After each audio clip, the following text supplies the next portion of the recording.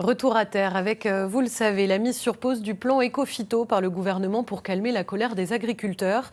Ce dispositif vise à réduire de 50% l'utilisation de pesticides d'ici 2025, de quoi en soulager certains ou au contraire déclencher l'indignation des paysans bio et des victimes de ces pesticides. Reportage de Catherine Basile et Karine Andouche.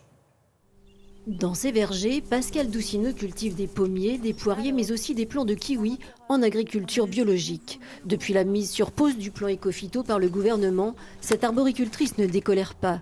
Toujours reporté depuis 2008, ce plan était destiné à réduire l'usage des produits chimiques en agriculture avec l'objectif de préserver la santé et la nature. Pour les paysans bio, cette mise sur pause sonne comme un abandon de la transition écologique. Il y a une grosse partie du monde agricole qui veut autre chose. Il y a une grande partie des consommateurs qui réclament autre chose aussi. La moitié des installations aujourd'hui en agriculture se fait en agriculture biologique. Donc ça veut dire que tous ces gens-là, on va nier leur volonté. Les gens, ils veulent travailler autrement. Et donc c'est nier une tendance globale et une inquiétude globale de la société.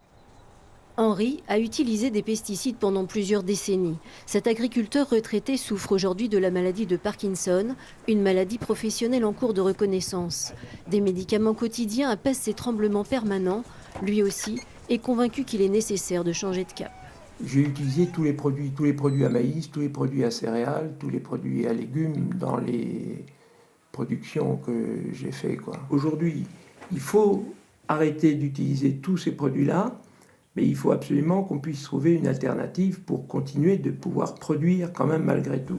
Le collectif de soutien aux victimes des pesticides estime que la mise sur pause du plan Éco-Phyto est une catastrophe pour la santé, celle des agriculteurs comme celle des riverains et des consommateurs. C'est une décision politique qui a été prise au service d'une minorité de dirigeants agricoles qui portent un système agricole industriel. C'est d'abord eux les grands bénéficiaires. Le modèle agricole actuel, il est à bout de souffle. On arrive dans le mur. Et là, on appuie sur l'accélérateur pour aller encore plus rapidement dans le mur.